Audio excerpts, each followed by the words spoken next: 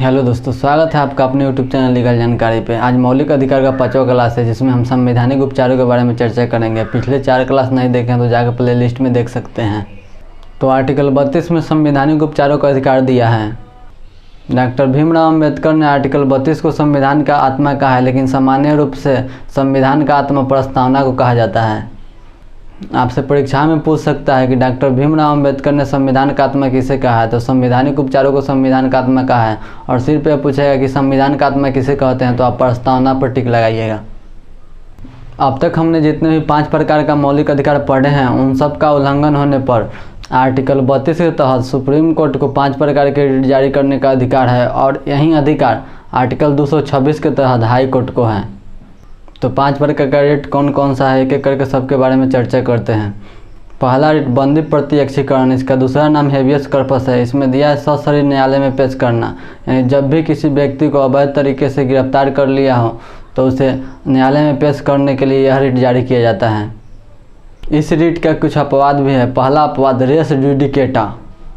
दूसरा अपवाद, अगर व्यक्ति को न्यायालय ने किसी अपराध के लिए दंडित किया हो तो उसके लिए कभी भी हेबियस कॉर्पस रिट जारी नहीं किया जा सकता है।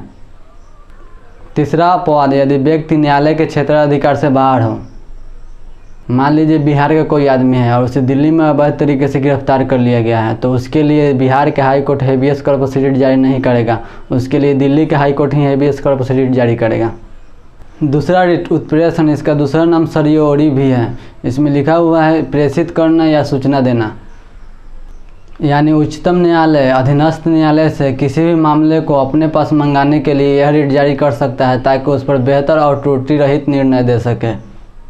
अब हम तीसरे रिट के बारे में चर्चा करते हैं। तो तीसरे रिट में प्रतिषेध, इसका दूसरा नाम प्रोहिबिजन भी है, जिसमें दिया है रोक लगाना या मना करना, यानी जब भी कोई अधीनस्थ न्यायालय अपने क्षेत्राधिकार से बाहर जाकर कोई कार्य करता है तो उस पर उच्चतम न्यायालय प्रतिषेध रिट जारी करके मामले पर रोक लगाएगा। अब हम चौथे रिट के बारे में चर्चा करते हैं, जिसमें परमादेश, इसका दूसरा नाम मेडनेस भी है।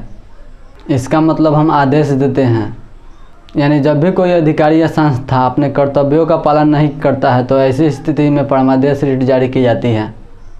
यह रिट केवल लोक सेवक या सार्वजनिक अधिकारी के लिए ही जारी किया जाता है।